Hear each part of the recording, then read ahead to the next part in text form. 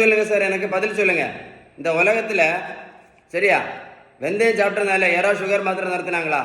சொல்லுங்க எனக்கு, சொல்லுங்க. இல்லை எலுமிச்சம்பழம் இந்த நெல்லிக்காய் ஜூஸ் குடிச்சதுனால யாராவது சுகர் மாத்திரை நிறுத்தினாங்களா? சொல்லுங்க எனக்கு.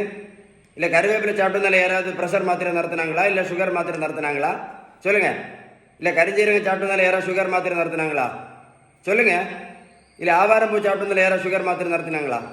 சொல்லுங்க. இல்லை நடைபயிற்சி மட்டும் பண்ணதுனால யாராவது சுகர் மாத்திரை நிறுத்தினாங்களா? இல்லை பிபிக்கு மாத்திரை நிறுத்தினாங்களா? இல்லை நடைபயிற்சி மட்டும் பண்ணதால கெட்ட கொலஸ்ட்ராலுக்கு மாத்திரை நிறுத்தினாங்களா? இல்லை நடைபயிற்சி மட்டும் பண்ணதால் யாராவது இன்சுலின் நிறுத்தினாங்களா? இல்லை நடைபயிற்சி மட்டும் பண்ணதால் இந்த பானை வேற யாராவது குறைச்சாங்களா? வெயிட்டு குறைச்சாங்களா? நல்லா காது கொடுத்து கேளுங்க.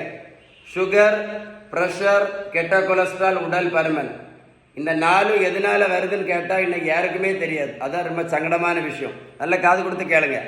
சுகர், ப்ரெஷர், கெட்ட கொலஸ்ட்ரால், உடல் பருமன், இந்த 4க்குமே ஒரே ஒரு காரணம் தான். அதுக்கு பேர் தான் இன்சுலின் ரெசிஸ்டன்ஸ்.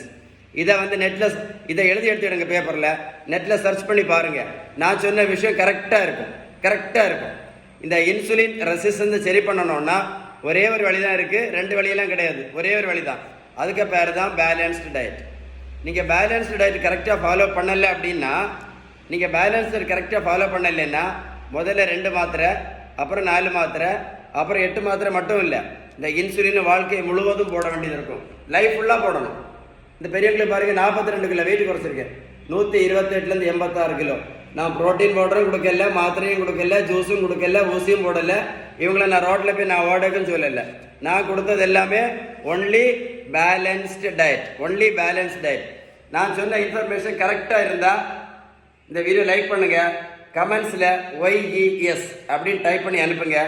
எதை மறந்தாலும் இந்த வீடியோ சேவ் பண்ணி வச்சுட்டு இந்த இன்சுலின் ரெசிஸ்டன்ஸ் பற்றி ஒரு முறை கூட நெட்டில் கரெக்டாக சர்ச் பண்ணி பாருங்கள்.